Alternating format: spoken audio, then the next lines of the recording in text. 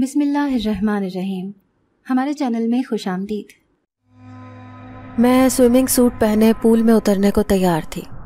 دوستیں اشارے سے منع کرنے لگیں کہ یہ تالاب بہت گہرا ہے، تمہیں تیرنا ٹھیک سے آتا بھی نہیں، لیکن میں نے بھی اپنی دوست زارا سے شرط لگائی تھی کہ میں پورے 1 گھنٹے تیراکی کر کے ہی پول سے نکلوں گی۔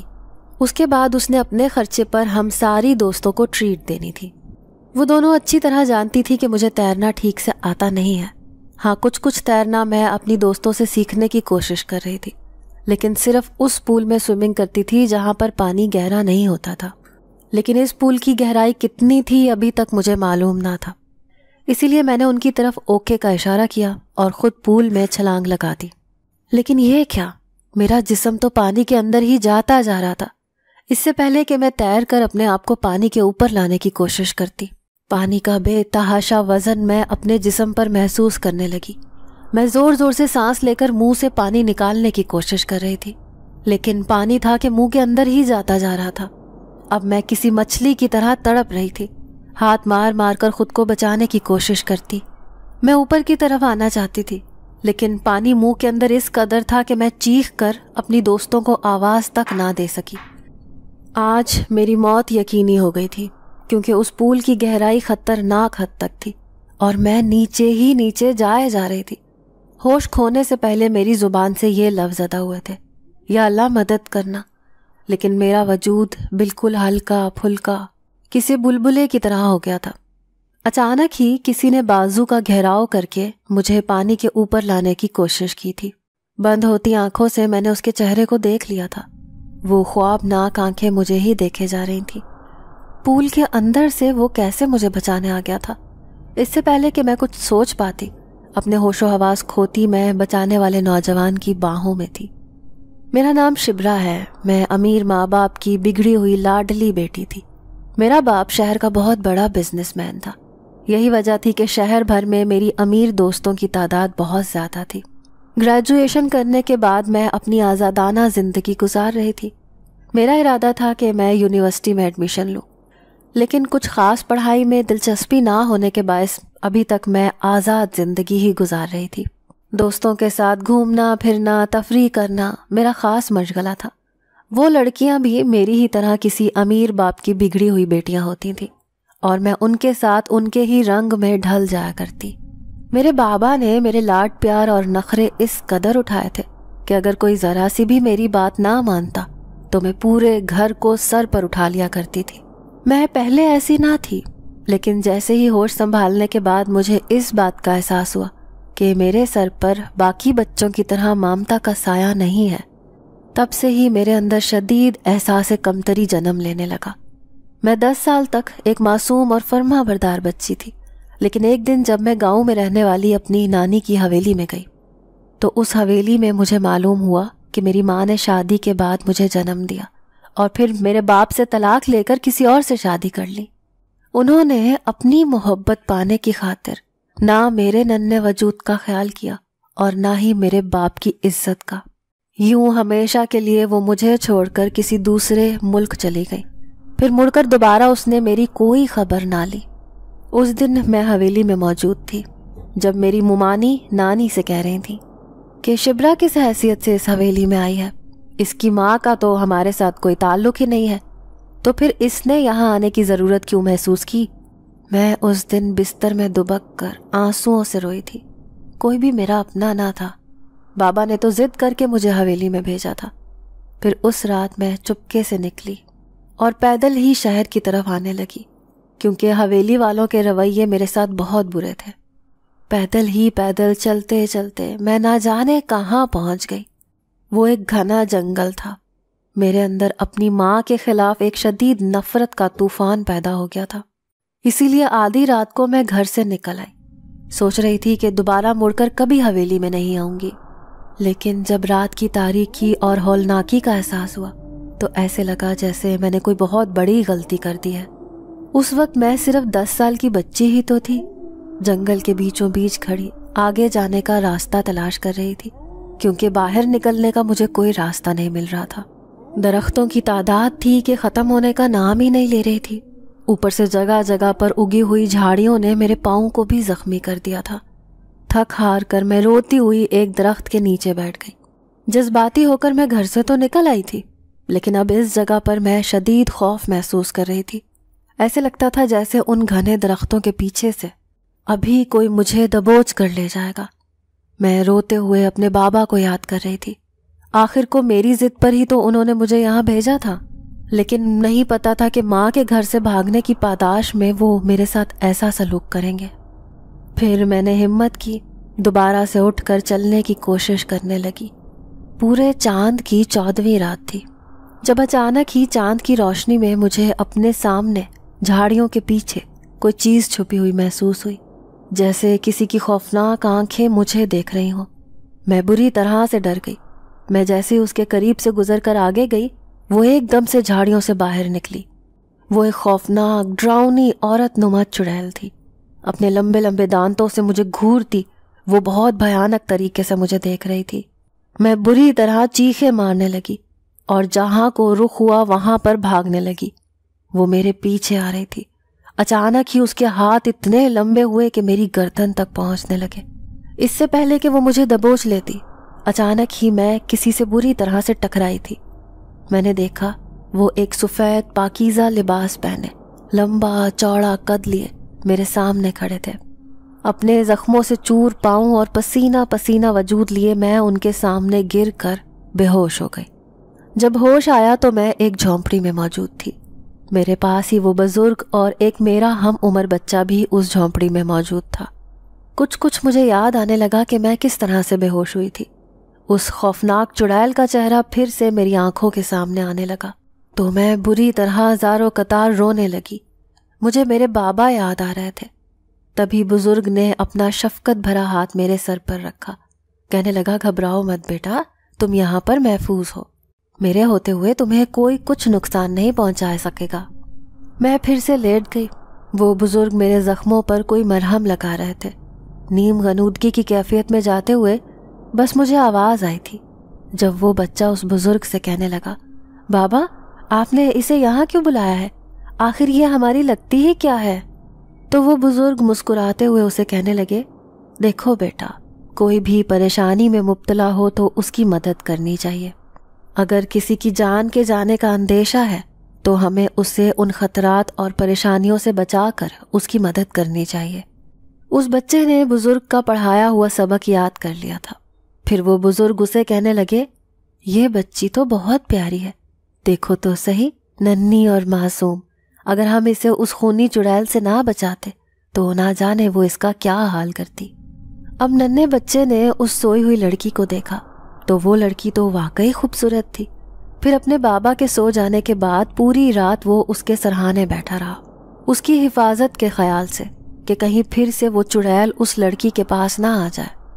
پھر میں ہوش میں آتی تو وہ بزرگ ہی مجھے کھانا وغیرہ دیتے، میرے زخموں پر مرہم لگاتے۔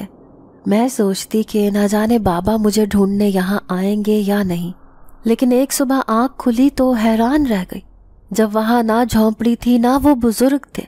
ہاں لیکن چند پولیس والے ضرور میرے سر کے اوپر کھڑے تھے، مجھے ہوش میں لانے کی کوشش کر رہے تھے۔ میں نے دیکھا میرے بابا نے مجھے بازوؤں میں اٹھا رکھا تھا۔ وہ ڈھونڈتے ڈھونڈتے اس جنگل میں پہنچ گئے تھے۔ پھر پولیس والا بابا سے کہنے لگا، یہ ایک معجزہ ہے کریم صاحب کہ 3 دن کے بعد آپ کی بچی بالکل صحیح سلامت حالت میں مل گئی، ورنہ اس خطرناک جنگل میں اس قدر بھیانک اور خون خوار جانور ہیں کہ وہ لمحہ بھر میں انسان کو چیڑ پھاڑ دیتے ہیں۔ اوپر سے جنگل کا ایک حصہ آسیب زدہ بھی ہے۔ یہاں تو بڑا سا بورڈ بھی لگا ہے کہ انسانوں کو آنا جانا اس جنگل میں منع ہے۔ یہ بچی شاید رات کے اندھیرے میں نکلی تھی تو اس طرف کو پہنچ گئی۔ میں حیران تھی کہ پولیس والے انکل ایسی باتیں کیوں کر رہے تھے، جبکہ اس جنگل میں تو وہ بزرگ جو اس قدر مہربان نظر آتے تھے، انہوں نے میرا 3 دن تک بہت اچھے سے خیال رکھا تھا۔ اب میں نظریں گھما گھما کر انہیں تلاش کرنے کی کوشش کر رہی تھی۔ میرے بابا نے میرا ہاتھ تھام رکھا تھا۔ شام کے اندھیرے بھی بڑھ رہے تھے۔ پھر جیسے ہی میں نے پلٹ کر دیکھا تبھی میں حیران رہ گئی۔ وہ ننھا سا بچہ جو میرا ہی ہم عمر تھا، درخت کے پیچھے چھپا مجھے بڑے غور سے دیکھے جا رہا تھا۔ تبھی میں نے ہاتھ اٹھا کر اسے خدا حافظ کہا تو اس نے بھی بدلے میں مجھے خدا حافظ کہا تھا۔ اب میں مسکراتی تو وہ بھی مجھے دیکھ کر مسکرا دیا۔ یوں کئی سال گزرنے کے باوجود بھی میں اس واقعے کو بھول نہیں پائی تھی۔ آج تک اس بات کو سوچتی ہوں تو حیران ہوتی ہوں کہ اس جنگل میں ملنے والا وہ بزرگ اور بچہ کون تھا جو راتوں رات وہاں سے غائب ہو گئے تھے۔ ماں کی محرومی نے میرے اندر شدید احساس کمتری پیدا کر دیا تھا۔ جوں جوں میں جوان ہو رہی تھی ویسے ویسے میرے اندر سرکشی دن بدن بڑھتی جا رہی تھی۔ میں ملازموں پر چیخنا چلانا اپنا حق سمجھتی تھی۔ کسی ملازم کو ہمت نہ تھی کہ وہ میرے سامنے سر اٹھا کر بول سکے۔ میرے بابا نے شہر سے بہت دور ایک فارم ہاؤس خریدا ہوا تھا جس میں انہوں نے اصلی نسل کے گھوڑے، شتر مرغ، ہرن، جنگلی جانور اور نہ جانے کیا کیا کچھ پال رکھا تھا۔ غرض کہ وہ ایک خوبصورت سحر انگیز جگہ تھی۔ میری فرمائش پر بابا نے وہاں ایک گہرا پول بنوا رکھا تھا۔ نہ جانے کیوں مجھے بچپن سے ہی پانی کا فوبیا تھا۔ میں کسی گہرے پانی کو دیکھتی تو بہت زیادہ ڈر جایا کرتی تھی۔ میری ساری دوستوں کو گہرے پانی میں خوب تیراکی کرنی آتی تھی لیکن میں ان سب سے بھاگتی تھی۔ لیکن دوستوں کے اصرار پر میں نے تھوڑی تھوڑی سوئمنگ سیکھ لی تھی، اسی لیے میں کبھی کبھی پریکٹس وغیرہ کر کے تیراکی کی کوشش کرتی تھی، اور آج بھی کچھ ایسے ہوا تھا جب بنا سوچے سمجھے پانی کی گہرائی ناپے بنا ہی میں نے پول میں چھلانگ لگا دی۔ لیکن ایک بار پھر سے میں موت کے منہ سے واپس آ گئی تھی۔ 2 دفعہ موت کو میں اپنے نزدیک دیکھ چکی تھی، لیکن ہر بار نہ جانے کون مجھے بچا لیا کرتا تھا۔ جب ہوش آیا تو میری دوست مجھے کہنے لگی، شکر ہے شبرا تم خیریت سے ہو، ورنہ ہم تمہارے بابا کو کیا جواب دیتے۔ میں خاموش تھی۔ پھر میری ایک دوست انزلہ حیرت سے کہنے لگی، جب تم 15 منٹ تک اوپر ہی نہ آئی ہم سمجھ رہے تھے کہ تم مکمل طور پر پانی کی گہرائی میں چلی گئی ہوگی، لیکن پھر نہ جانے کیسے تمہارا وجود خود بخود اوپر آیا۔ ایسے لگ رہا تھا جیسے کوئی کھینچ کر تمہیں اوپر لا رہا ہو۔ میں خود حیرت سے سوچ رہی تھی کہ پانی کی گہرائی میں مجھے بھی کسی کا چہرہ نظر آیا تھا۔ وہ کوئی اجنبی چہرہ تھا۔ اس کا مسکرا کر میری طرف دیکھنا میں ابھی تک بھول نہیں پائی تھی، کیونکہ اس کی مسکراہٹ بڑی عجیب و غریب تھی، جیسے کوئی انسان نہیں بلکہ کوئی اسٹیچو مسکراتا ہو۔ اس واقعے کو میں نے مکمل طور پر بابا سے چھپا لیا تھا۔ میں نہیں چاہتی تھی کہ انہیں کچھ معلوم ہو اور وہ میرے گھومنے پھرنے پر پابندی لگا دیں۔ بابا مسلسل مجھ پر زور ڈال رہے تھے کہ میں کسی یونیورسٹی میں ایڈمیشن لے کر اپنی پڑھائی جاری رکھ سکوں، لیکن گریجویشن کے بعد سے میرا دل پڑھائی سے اچاٹ ہو گیا تھا۔ روزانہ نئے نئے ریسٹورنٹس میں جا کر کھانا کھانا، موج مستی کرنا، اب یہی میرا وتیرہ تھا۔ میں نے کبھی بھی زندگی میں نماز، قرآن یا دین کی طرف راغب ہونے کا سوچا ہی نہ تھا، اور نہ ہی کوئی مجھ پر زور ڈال کر یہ سب زبردستی کروا سکتا تھا۔ اب میں ایک 20 سال کی خوبصورت لڑکی بن چکی تھی۔ جو ہی جوان ہوئی تو مجھے معلوم ہو گیا کہ میری ماں نے کیا کارنامہ سر انجام دیا تھا، جس کی وجہ سے میرے ننیال میں مجھے تحقیر آمیز نظروں سے دیکھا جاتا تھا۔ نانی تو کب کی فوت ہو چکی تھی، صرف ماموں ہی تھے۔ یوں تو وہ مجھے کئی بار اس حویلی میں بلانے کی کوشش کر چکے تھے، لیکن اس واقعے کے بعد میں زندگی میں ایک دفعہ بھی ان سے ملنے نہیں گئی تھی۔ مجھے اپنی ماں کے ساتھ ساتھ ماموں اور ممانیوں سے بھی نفرت ہو گئی تھی۔ لیکن جب سوئمنگ پول والا واقعہ میرے ساتھ ہوا تب سے ہی میرے ساتھ بہت عجیب و غریب ہونے لگا۔ میں رات گئے 12-1 بجے تک گھر لوٹتی تھی۔ جیسے ہی کمرے میں سونے کی کوشش کرتی تو ایسے لگتا جیسے پہلے سے ہی کوئی میرے کمرے میں موجود ہو۔ میں کپڑے تبدیل کرنے واش روم میں جاتی تو پانی کا نل کھلا پڑا ہوتا، جیسے کسی نے ابھی ابھی اسے استعمال کیا ہو۔ الماری کے کپڑے نیچے گرے ہوئے ہوتے تھے اور کھڑکی کا پردہ ہلتا ہوا ہوتا تھا۔ یہ سب باتیں میں نظر انداز نہیں کر سکتی تھی۔ 2-3 دفعہ چلا کر رات کے 1 بجے میں نے ملازموں کو اکٹھا کر لیا۔ ان سے کہنے لگی کہ آخر کس کی اتنی ہمت ہوئی ہے جو میرے کمرے میں یہ سب کاروائی کرے۔ لیکن سارے ملازمین بزرگ اور پرانے تھے، سوائے ایک بوڑھی ملازمہ کے کوئی دوسری ملازمہ میرے کمرے کی صفائی نہیں کرتی تھی، اور بغیر اجازت تو کمرے میں آنے کی کوئی جرت ہی نہیں کر سکتا تھا۔ اب ان باتوں کو میں نظر انداز کر کے آج پھر رات کے 1 بجے گھر لوٹی تھی۔ سونے کی کوشش کرنے لگی جب ایسے لگا جیسے کسی نے مجھے پکارا ہو۔ میں چونک کر اٹھی۔ کمرے میں ہلکے نیلے بلب کی روشنی چل رہی تھی، لیکن کمرے میں میرے علاوہ کوئی دوسرا موجود ہی نہ تھا۔ اب میں پریشان سی رہنے لگی۔ پھر اگلے دن دوستوں کے ساتھ ایک ریسٹورنٹ میں چلی گئی تو میں نے انہیں وہ سارا واقعہ بتایا کہ کس طرح سے پچھلے کچھ دنوں سے میرے ساتھ بڑا عجیب سا ہو رہا ہے۔ میری دوست زارا ہنستے ہوئے کہنے لگی، شبرا کہیں تمہارے پیچھے کوئی بھوت تو نہیں لگ گیا؟ وہ یہ بات ہنستے ہوئے مذاق میں کہہ رہی تھی، لیکن میں اس بات پر بری طرح سے ڈر گئی۔ کمرے میں ہونے والے واقعے اور پھر کسی کا مجھے اپنے کمرے میں محسوس ہونا، یہ سب باتیں مل کر مجھے بہت ڈرا رہی تھیں۔ جیسے ہی ہم ریسٹورنٹ سے واپس لوٹنے لگے، اچانک انزلہ کہنے لگی، چلو ہم ایک یادگار پکچر لے لیتے ہیں۔ یوں ہم تینوں ساتھ تصویر کھنچوانا چاہتے تھے، لیکن ہماری تصویر لینے والا وہاں کوئی بھی نہ تھا، کیونکہ آدھی رات کو ریسٹورنٹ میں بالکل سناٹا چھایا ہوا تھا۔ وہاں ایک ہی ویٹر تھا جو کہ پورے ریسٹورنٹ میں پلیٹیں اٹھاتا پھر رہا تھا۔ تبھی زارا نے اسے پکارا، اس سے کہا کہ ہم تینوں کی ایک ساتھ تصویر تو لو۔ اس نے اس بات میں سر ہلایا اور پھر موبائل سے ہم لوگوں کی تصاویر بنانے لگا۔ تصویریں کھینچنے کے بعد اس نے ہمیں موبائل واپس کر دیا۔ زارا نے اسے تھینک یو کہا تو اس نے بڑے عجیب سے مسکرا کر ہاں میں سر ہلایا اور پلٹ گیا۔ چونکہ وہ تصویر انزلہ کے موبائل سے لی گئی تھی، اسی لیے ہم تینوں نے ایک دوسرے کو وہ تصویر بھیج دی۔ پھر رات کے 2 بجے میں گھر لوٹ آئی۔ اتفاق سے بابا لاؤنج میں بیٹھے ٹی وی دیکھ رہے تھے۔ مجھے آدھی رات کو گھر آتا دیکھ کر انہوں نے خفگی کا اظہار کیا۔ ناراضگی سے کہنے لگے، شبرا بیٹا، یہ کون سا وقت ہے گھر آنے کا؟ مجھے بوڑھی ملازمہ نے بتایا کہ تم کئی دنوں سے اسی وقت گھر واپس آ رہی ہو، یہ کوئی اچھی بات نہیں ہے۔ میں نے بڑے لاڈ سے ان کے گلے میں باہیں ڈال دی۔ میں کہنے لگی، بابا بس آپ گھر پر نہیں ہوتے تو میرا دل ہی نہیں لگتا، اس لیے ذرا گھومنے پھرنے دوستوں کے ساتھ چلی جاتی ہوں، لیکن پرومس 1-2 دن تک میں یونیورسٹی میں ایڈمیشن لینے کا سوچ رہی ہوں، اس لیے آپ فکر نہ کریں، پھر میرا سارا گھومنا پھرنا خود بخود ہی بند ہو جائے گا۔ میں نے انہیں تسلی دے کر خاموش کروا دیا تھا۔ پھر 1-1.5 گھنٹے تک میں ان سے باتیں کرتی رہی۔ پھر وہ سونے اپنے کمرے میں چلے گئے تو میں بھی اٹھ کر اپنے کمرے میں لوٹ آئی۔ 3 بج چکے تھے، مجھے ابھی بھی نیند نہیں آ رہی تھی، اسی لیے میں نے اپنا موبائل اٹھایا اور آج کھینچی جانے والی وہ تصویریں دیکھنے لگی۔ اچانک ہی ایک تصویر پر میری نظر پڑی تو میرے سر پر آسمان گر پڑا۔ تصویر میں ہم تینوں دوستیں کھڑی مسکرا رہی تھیں، لیکن پیچھے بالکل ایک خوبصورت نوجوان کھڑا ہوا سامنے کیمرے میں دیکھ کر مسکرا رہا تھا۔ یہ نوجوان تو وہاں موجود ہی نہ تھا، یہ کب ہمارے پیچھے آ کر کھڑا ہوا اور کب وہ تصویر میں آیا؟ ایسے لگ رہا تھا جیسے ہم نے ہی اسے تصویر میں اپنے پاس بلایا ہو۔ میں بری طرح گھبرا گئی۔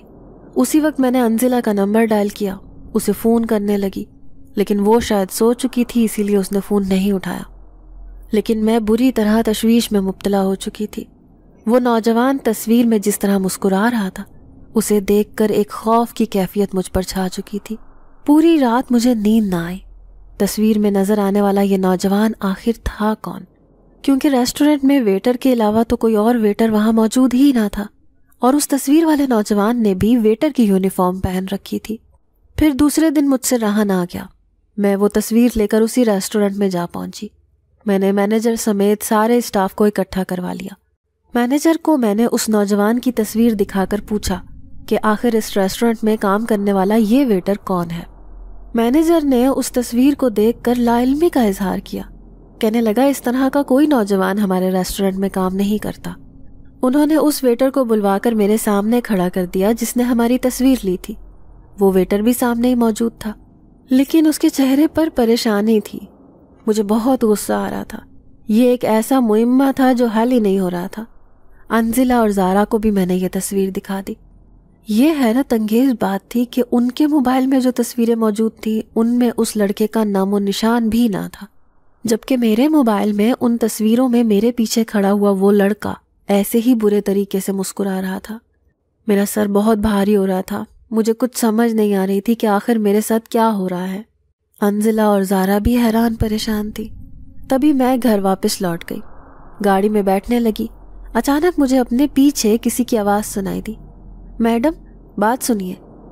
میں نے پلٹ کر دیکھا، وہی تصویر کھینچنے والا ویٹر مجھے پکار رہا تھا۔ میں نے غصے سے اسے دیکھا کیونکہ یہ سب اسی کی وجہ سے ہوا تھا۔ نہ ہی وہ یہ تصویر بنانے کی حامی بھرتا اور نہ ہی اس واقعے کی وجہ سے میں یوں پریشان ہوتی۔ میں نے دیکھا کہ اس کا چہرہ تشویش لیے ہوئے تھا۔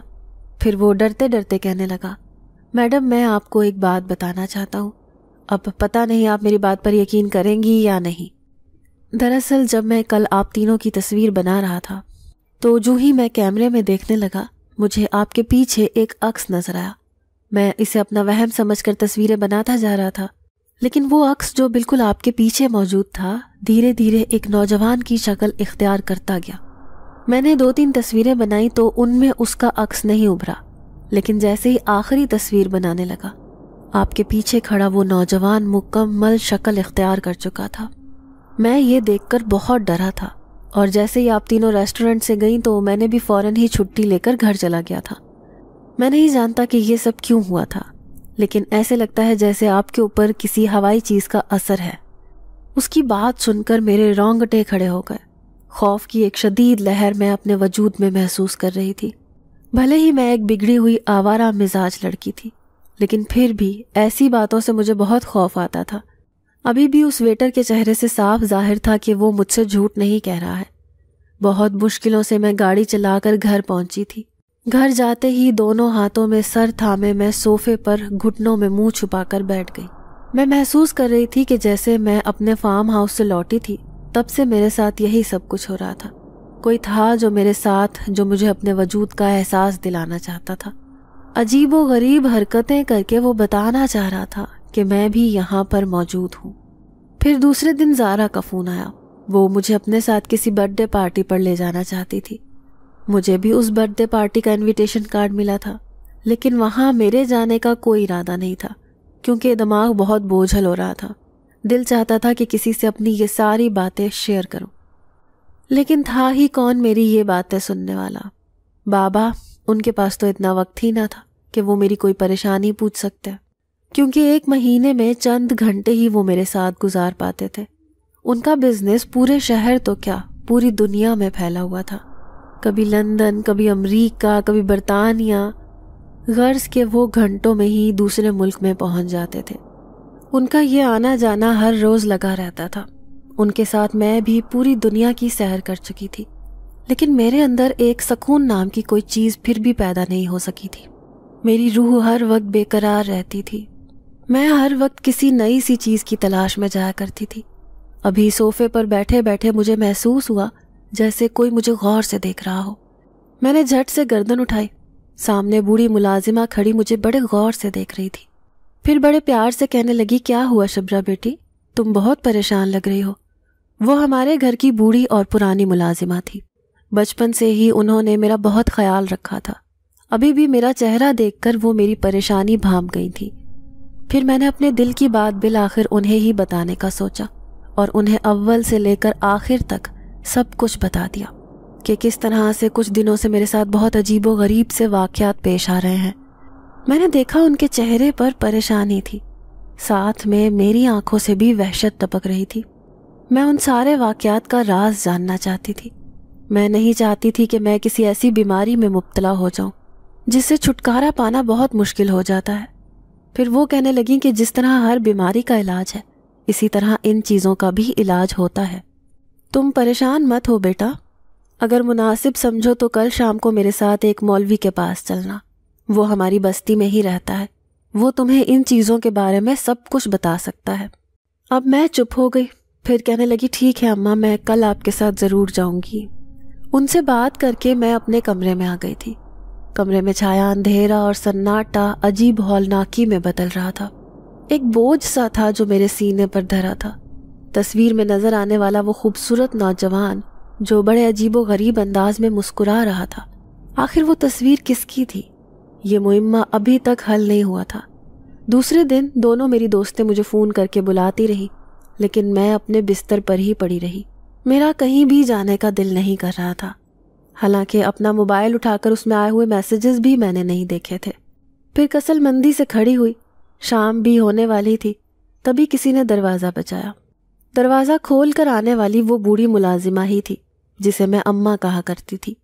وہ کہنے لگی، شبرا بیٹا چلو اٹھو، شام ہونے کو ہے، میں تمہیں اسی مولوی کے پاس لے کر چلتی ہوں، اس طرح سے تمہارے دل کو بھی تسلی ہو جائے گی۔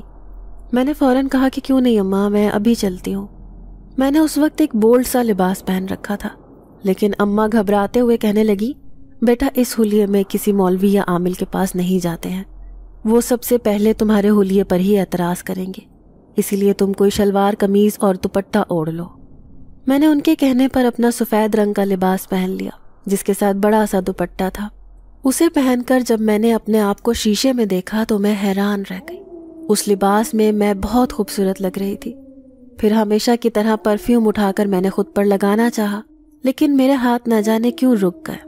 ایسے لگتا تھا جیسے کسی نے میرے دل کا ارادہ چینج کر دیا ہو۔ اب میں ویسے ہی اماں کے ساتھ مولوی کے پاس آ گئی۔ ان کا گھر ایک کچی بستی میں تھا۔ یہاں کی گندی گلیاں نالیوں سے مجھے سخت گھن آ رہی تھی، لیکن میں یہاں سے گزر کر بالآخر مولوی کے گھر پہنچ گئی جو مسجد کے ساتھ ہی تھا۔ مسجد بڑی خوبصورت تھی، اس میں سے ایک عجیب سی خوشبو آ رہی تھی۔ اس میں سے نمازی نکلتے دیکھ کر میں اپنے آپ میں شرمندہ سی ہو گئی، کیونکہ پچھلے 10 سالوں میں میں نے ایک بار بھی جائے نماز پر کھڑے ہو کر نماز ادا نہیں کی تھی، یا شاید ایسی کوشش بھی نہیں کی تھی۔ میرے کمرے میں رکھا ہوا وہ قرآن جسے میں نے کبھی کھول کر بھی نہیں دیکھا تھا۔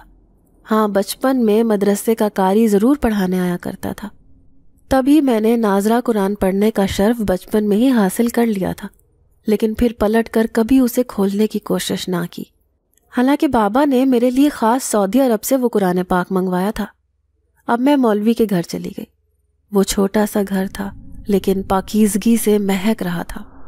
مولانا صاحب کی بیوی بھی سامنے ہی بیٹھی تھی، چہرے پر دوپٹہ نماز کی طرح باندھے وہ ایک پر نور عورت لگ رہی تھی۔ اماں نے جب میرا ان سے تعارف کروایا تو انہوں نے بڑے پیار سے میرے سر پر ہاتھ رکھا۔ میں نظریں جھکا کر بیٹھ گئی۔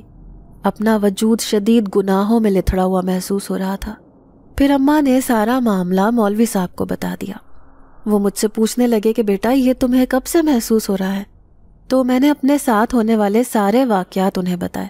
پھر وہ بولے کہ ٹھیک ہے، میں تمہیں ابھی تعویذ دے دیتا ہوں، دم کر دیتا ہوں، لیکن تمہارا حساب لگانے کے بعد ہی میں بتاؤں گا کہ آخر وجہ کیا ہے کہ تمہارے ساتھ یہ سب ہو رہا ہے۔ بیٹا کیا تم نماز پڑھتی ہو؟ اب میں نے شرمندگی سے سر جھکا لیا۔ کیا جواب دیتی انہیں کہ پچھلے 8-9 سالوں سے میں نے کوئی نماز نہیں پڑھی تھی۔ میں نے نفی میں سر ہلا دیا تو وہ کہنے لگے تم مسلمان ہو نا؟ میں نے اس بات میں سر ہلایا تو پھر سے بولے کہ بیٹا نماز تو پھر فرض ہے اور وہ پڑھنا بہت ضروری ہے، اس لیے کوشش کیا کرو کہ نماز پڑھ کر بستر پر لیٹا کرو تاکہ سکون بھری نیند آئے اور الٹے سیدھے آنے والے خیالات اور محسوس ہونے والی خوفناک چیزیں تمہیں نظر نہ آئیں۔ وہ بڑے مہربان لہجے میں مجھے یہ سب کہہ رہے تھے، اور حیرت کی بات یہ تھی کہ مجھے ان کا لہجہ بالکل بھی برا محسوس نہیں ہوا تھا۔ حالانکہ اس سے پہلے اگر کوئی مجھے نصیحت یا مشورہ دینے کی کوشش کرتا تو میں پنجے جھاڑ کر اس کے پیچھے پڑ جایا کرتی تھی۔ میں شبرا کریم کسی کو خاطر میں نہیں لاتی تھی، لیکن مولوی صاحب کا مہربان لہجہ ایسا تھا کہ میں ان سے کوئی بدتمیزی نہ کر سکی۔ سر جھکا کر بیٹھی رہی۔ گھر آ کر بھی میرے اندر سکون نہ تھا، کیونکہ مولوی صاحب نے کہا تھا کہ 2 دن بعد دوبارہ مجھے ان کے پاس جانا ہوگا۔ وہ حساب کر کے پتہ لگائیں گے کہ آخر میرے ساتھ یہ سب کیوں ہو رہا ہے۔ اس رات میں بستر پر لیٹی تو میرے ذہن میں بچپن کی یادیں تازہ ہونے لگیں۔ 3 دن تک میں ایک پراسرار جھونپڑی میں رہی تھی۔ جب بابا اور پولیس والے مجھ تک پہنچ گئے تھے تو وہ بزرگ اور اس کا وہ میرا ہم عمر بچہ نہ جانے کہاں چلے گئے تھے، لیکن جنگل سے واپسی میں مجھے وہ دکھائی دیا تھا جو مجھے خدا حافظ کہہ رہا تھا۔ آج اتفاق سے ہی میں 9 بجے ہی سونے کے لیے لیٹ گئی تھی، لیکن جیسے ہی فجر کی اذان ہونے لگی کسی نے مجھے جھنجھوڑ کر اٹھا دیا۔ میں نے آنکھیں کھولیں تو وہاں کوئی بھی نہ تھا، لیکن اذان کی آواز میرے کانوں میں آ رہی تھی، جیسے کوئی اندیکھی قوت مجھے نماز پڑھنے کا کہہ رہی ہو۔ بے اختیار میں نے اپنے گلے میں وہ تعویذ دیکھا تو ایسے لگا شاید اس تعویذ کی وجہ سے ہی میرا دماغ نماز کی طرف راغب ہوا ہے۔ اسی لیے اٹھ کر وضو کیا اور نماز پڑھنے کھڑی ہو گئی۔ نماز پڑھی تو دل کو بہت سکون ملا، پھر بستر پر لیٹ گئی۔ اگلے دن زارا اور انزلہ میرے گھر پہنچ چکی تھی، کیونکہ پچھلے 3 دنوں سے میں نے نہ انہیں اپنے پاس بلایا تھا نہ میں خود ان سے ملنے گئی تھی۔ وہ بار بار مجھے کہہ رہی تھی کہ چلو آؤٹنگ کے لیے چلتے ہیں، لیکن نہ جانے کیوں مجھے بار بار مولوی صاحب کی باتیں یاد آ رہی تھیں۔ پھر بھی وہ میری بچپن کی دوستیں تھیں، اسی لیے میں ان کی ناراضگی کا رسک بھی نہیں لے سکتی تھی۔ آج انزلہ اپنے ساتھ کار لے کر آئی تھی۔ پھر میں تیار ہوئی تو وہ دونوں مجھے دیکھ کر حیران رہ گئیں، کیونکہ میں نے کسی بولڈ ڈریس میں نہیں بلکہ شلوار قمیض میں ملبوس تھی۔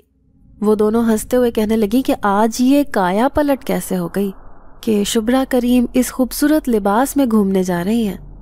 میں ان کے مسکرانے پر کچھ نہ بولی، چپ چاپ کھڑکی سے باہر دیکھتی رہی۔ ہوش جب آیا جب اندھیرا چھانے لگا، لیکن انزلہ تو گاڑی روکنے کا نام ہی نہیں لے رہی تھی۔ پھر میں غصے سے اسے کہنے لگی کہ یہ تم کہاں لے کے جا رہی ہو ہم دونوں کو؟ تو وہ بولی کہ آج ہم دونوں نے ایک شرط لگائی ہے۔ کیسی شرط؟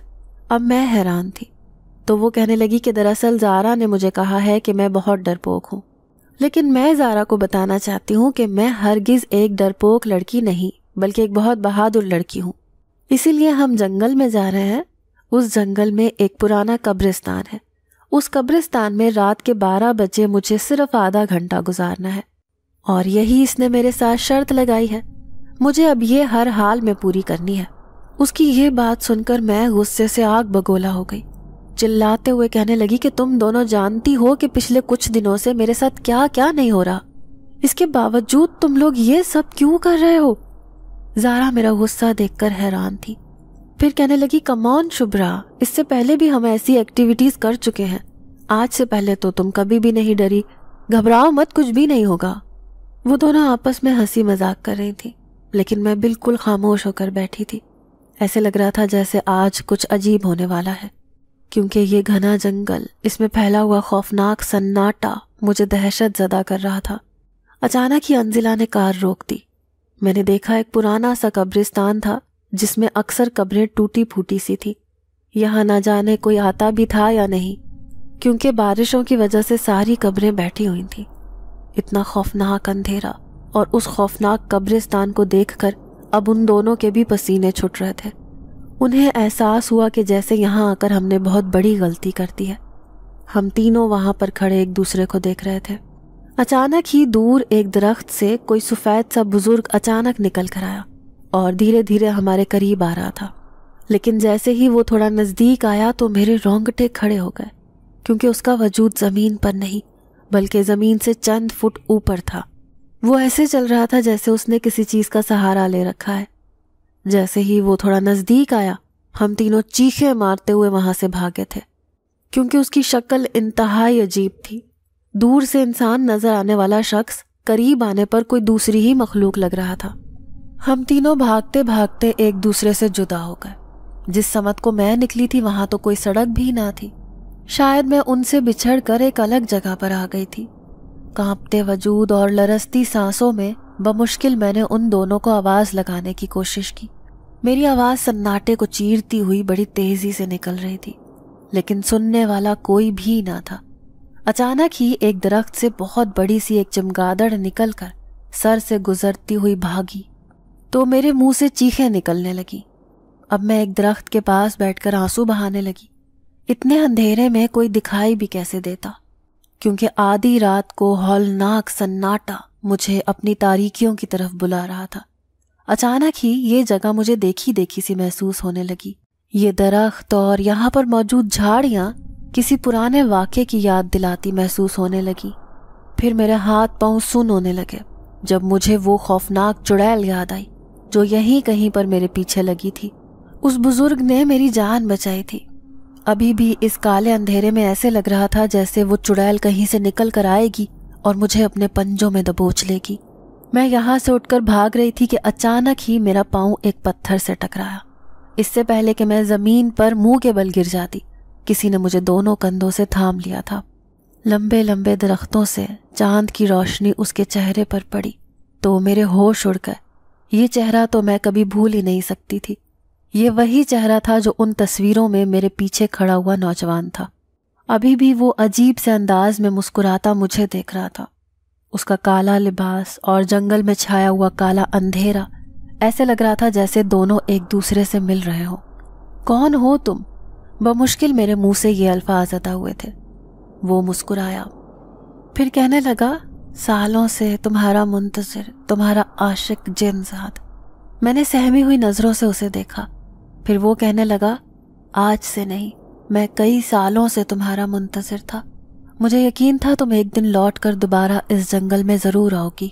اب میں تمہیں کہیں جانے نہیں دوں گا، بلکہ ہمیشہ تم میرے ساتھ اسی جنگل میں رہو گی۔ اس کی یہ بات سن کر میں بری طرح چیخی تھی۔ نہیں نہیں، تم ایک خوفناک جن ذات ہو، بچاؤ بچاؤ، یہاں کوئی ہے۔ میں اس سے پیچھا چھڑا کر بھاگ رہی تھی، لیکن وہ مسلسل مجھے آوازیں دے رہا تھا۔ اچانک ہی کسی سے میرا وجود ٹکرایا تھا۔ میں نے دیکھا سفید روشنی میں وہ سفید لباس والا بزرگ میرے سامنے کھڑا تھا۔ اسے تو میں کبھی بھول بھی نہیں سکتی تھی۔ آخر کو میرے بچپن میں میرے زخم پر مرہم لگانے والا یہ بزرگ میرا محسن تھا۔ میں اس سے کہنے لگی، بابا مجھے اس جن ذات سے بچاؤ، وہ میرے پیچھے پڑا ہے۔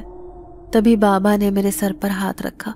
وہ کہنے لگے، گھبراؤ مت بیٹا، وہ بھی میرا ہی بیٹا ہے، لیکن وہ ایک نیک جنات ہے، وہ کبھی بھی تمہیں کوئی نقصان نہیں پہنچائے گا، اسی لیے تمہیں خوفزدہ ہونے کی ضرورت نہیں۔ اب یہ دونوں بابا اور اس کا جن ذات بیٹا جو نہ جانے کیوں ایسے میرے پیچھے پڑے تھے، ان دونوں سے مجھے شدید خوف محسوس ہوا۔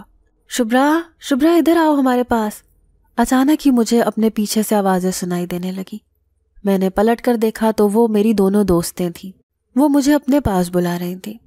میں پلٹ کر اس بزرگ سے کچھ کہنا چاہتی تھی، لیکن یہ کیا، وہ دونوں تو وہاں سے ایسے غائب ہوئے کہ ان کا نام و نشان بھی نہ ملا۔ انزلہ اور زارا نے مجھے بازو سے پکڑ کر گھسیٹا، کہنے لگی، جلدی چلو، ہمیں یہاں سے نکلنا ہے، یہ آسیب زدہ جنگل ہے، ہم نے یہاں آ کر بہت بڑی غلطی کی ہے۔ میرے ہاتھ پاؤں بالکل سن ہو چکے تھے۔ شدید خوف اور پریشانی نے میرے جسم کو اس حد تک گرم کر دیا تھا، ایسے لگتا تھا کہ جیسے میں ابھی بخار میں مبتلا ہو چکی ہوں۔ میں گاڑی میں بیٹھ کر بے ہوش ہو چکی تھی۔ وہ دونوں کب مجھے گھر لے کر آئیں، لیکن اتفاق سے میرے بابا گھر پر ہی تھے۔ انہوں نے ان دونوں کو بہت باتیں سنائی۔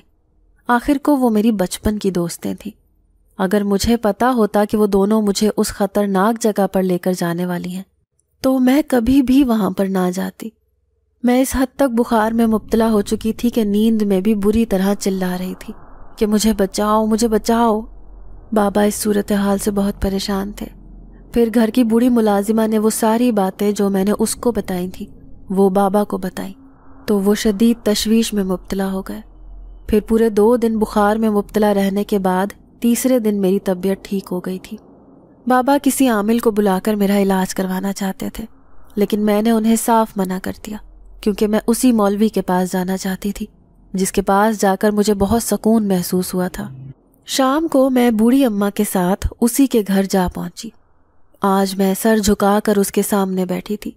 پھر اماں نے انہیں ساری بات بتا دی کہ کس طرح اس کی نادان دوستیں اسے لے کر کسی آسیب زدہ جنگل میں گئیں، تو وہاں پر اس کے ساتھ کیا کیا واقعات پیش آئے۔ پھر مولوی کہنے لگا، ہاں بیٹا، میں نے بھی تمہارا حساب لگا لیا ہے۔ دراصل جب تم کسی آسیب زدہ جگہ پر گئی تھی، وہیں پر ایک جن ذات تمہارے پیچھے پڑ گیا تھا، لیکن تمہارے لیے اچھی بات یہ تھی کہ وہ کوئی بدفطرت یا شیطان صفت نہیں تھا، بلکہ وہ ایک نیک جنات تھا، اسی لیے اس نے تمہیں کبھی کوئی نقصان نہیں پہنچایا، بلکہ ہمیشہ ہی تمہیں تکالیف اور پریشانیوں سے بچایا ہے۔ تمہارے ارد گرد رہ کر وہ تمہیں اپنی موجودگی کا احساس دلانا چاہتا تھا۔ مجھے بتاؤ، کیا بچپن میں کبھی تمہارے ساتھ کچھ ایسا ہوا تھا؟ اب میں جان گئی تھی کہ میرے ساتھ یہ سب کچھ کیوں ہو رہا تھا۔ دراصل اس بزرگ کا وہ جنات بیٹا جو اس وقت میرا ہی ہم عمر تھا، اسی دن سے وہ میرے پیچھے پڑ چکا تھا، لیکن جوان ہونے کے بعد اس نے خود کو میرے سامنے ظاہر کیا تھا۔ جبھی تو اس دن پول میں ڈوبتے ہوئے اس نے میری جان بچائی تھی، اور پھر اس جنگل میں بھی اس نے مجھے گرنے سے بچا کر مجھے زخمی ہونے سے بچایا تھا۔ جب یہ ساری باتیں میں نے مولوی صاحب کو بتائیں تو وہ کہنے لگے کہ بظاہر اس سے یہی معلوم ہوتا ہے کہ وہ جن زیادہ وہی ہے جو بچپن میں تمہارے سامنے آیا تھا اور اس کے بعد کبھی تمہیں بھول نہیں سکا۔ تم نے تو اسے فراموش کر دیا تھا، لیکن وہ تمہیں نہ بھلا سکا، اسی لیے جوان ہونے کے بعد اس نے دوبارہ سے تمہارے سامنے آنا شروع کر دیا۔ میں نے گھبراتے ہوئے مولوی صاحب سے کہا کہ کیا وہ میرا پیچھا چھوڑے گا، ساری زندگی مجھے پریشان کرتا رہے گا؟ تو مولوی صاحب کہنے لگے، نہیں بیٹا، ایسا نہیں ہو سکتا، وہ ایک نیک جن ذات کا بیٹا ہے، وہ ضرور کسی نیک فطرت کا مالک ہوگا، اسی لیے تمہیں بھی اپنے آپ کو ایسا بنانا ہوگا کہ وہ تمہیں کسی پریشانی میں مبتلا نہ کر سکے۔ یوں تو ہر جگہ تمہارے سامنے آنا اور تمہاری مدد کرنا بھی بظاہر وہ اچھا کام کر رہا ہے، لیکن تمہاری زندگی اس وجہ سے بہت بدل گئی ہے۔ تم اپنے آپ کو جہاں تک ہو سکے پاک صاف رکھنے اور نماز قرآن پڑھنے کا عادی بنا لو، اس سے یہ ہوگا کہ تمہارا ذہن اس جن زادے کی طرف مائل ہی نہیں ہو سکے گا۔ اب وہ اگر تمہارے سامنے آنا چاہے گا تو تمہیں کبھی محسوس بھی نہیں ہوگا، یوں تنگ آ کر وہ خود ہی تمہارے سامنے آنا چھوڑ دے گا۔ مجھے یقین ہے کہ وہ نیک فطرت جن ذات تمہیں مزید نہیں ستائے گا۔ تمہاری تسلی کے لیے میں ایک تعویذ تمہیں دے دیتا ہوں، اس سے یہ ہوگا کہ تمہیں رات کو کسی سے بھی خوف محسوس نہیں ہوگا، اور جب تم ڈرو گی نہیں تو وہ بھی اپنی موجودگی تم پر ظاہر کرنا چھوڑ دے گا۔ وہ مولوی صاحب نہایت ہی اچھے انسان تھے۔ میں نے عاجزی سے کہا کہ آپ کے پاس آنے سے مجھے سکون ملتا ہے، کیا میں اماں کے ساتھ کبھی کبھار آپ کے پاس آ سکتی ہوں؟ تو انہوں نے میرے سر پر ہاتھ رکھ دیا، کہنے لگے بیٹا جب بھی تمہیں کوئی پریشانی ہو یا دل پر کوئی بوجھ ہو تم میرے پاس آنے سے کبھی نہ ہچکچانا، آج سے تم میری بیٹی ہو۔ مولوی صاحب کی بیوی بھی بہت اچھی تھی، انہوں نے بھی مجھے کہا کہ مجھے اپنی ماں سمجھو اور کبھی بھی کوئی پریشانی ہو تو ہمیں ضرور بتانا۔ میری آنکھوں میں آنسو آ گئے۔ پھر مولوی صاحب کی بیوی سے کہنے لگی کہ پہلی بار کسی ماں نے مجھے اپنی بیٹی بنایا ہے، آپ نہیں جانتی کہ میری تو ماں ہی نہیں ہے۔ مولوی صاحب کی بیوی نے یہ سن کر مجھے سینے سے لگا لیا۔ میں نے انہیں کچھ ہدیہ دینا چاہا تو انہوں نے صاف انکار کر دیا۔ مولوی صاحب کہنے لگے کہ بیٹا یہ دیکھ کر ہمیں شرمندہ نہ کرو۔ اب میں گھر واپس لوٹ آئی تھی، لیکن حقیقی بات یہ تھی کہ میری زندگی بالکل بدل چکی تھی۔ اس جن زاد اور اس کے بزرگ باپ نے مجھے کافی حد تک یہ سمجھا دیا تھا کہ نیکی کرنے میں ہی بھلائی ہے، بدی کے پاس جانے سے سوائے پریشانیوں کے انسان کے ہاتھ کچھ بھی نہیں آتا۔ میں جو انسانوں کو جوتے کی نوک پر رکھتی تھی، اب میرا رویہ سب کے ساتھ بہت بدل گیا تھا۔ بڑوں کی عزت کرنا اور گھر میں کس طرح رہنا ہے، باہر کس طرح جانا ہے، یہ سب مجھے اچھی طرح معلوم ہو گیا تھا۔ اب میں اپنی دوستوں کو بھی یہی باتیں سمجھاتی تھی کہ اس طرح روز روز باہر جانا، رات گئے تک واپس لوٹنا ٹھیک نہیں ہے۔ انہوں نے میری بات سن کر میرا مذاق اڑایا تھا، لیکن مجھے اس بات کی کوئی پرواہ نہ تھی۔ میں ابھی بھی مولوی صاحب اور ان کی بیگم سے ملنے جاتی ہوں تو دل میں بہت سکون محسوس کرتی ہوں۔ میرے بابا بھی میرے اندر یہ تبدیلی محسوس کر کے نہایت خوش ہیں۔ اب میں کبھی بھی تنہائی میں کسی جگہ پر سوچوں میں گم ہوتی ہوں تو کسی کی انجان آہٹ مجھے اپنے آس پاس سنائی دیتی ہے تو میں اسے نظر انداز کر دیتی ہوں، کیونکہ یہ راز مجھ پر کھل چکا ہے کہ میرے سامنے آنے والا اور مجھے بچانے والا وہ نیک جن ذات ہے جو کبھی مجھے کوئی تکلیف نہیں پہنچائے گا۔ مولوی صاحب کی ہدایت پر اب میں کوشش کرتی ہوں کہ 5 وقت کی نماز پابندی سے ادا کروں، کیونکہ نماز پڑھنے کے بعد مجھے سکون محسوس ہوتا ہے۔ ناظرین، اگر آپ کو آج کی یہ کہانی اچھی لگی ہو تو ویڈیو کو لائک ضرور کریں۔ اگر آپ کو ایسی دہشت ناک دل کو جکڑ دینے والی کہانیاں پسند ہیں تو ایسی ایک کہانی روزانہ سننے کے لیے ہمارے چینل کو سبسکرائب کریں۔ اجازت چاہتے ہیں، اللہ حافظ۔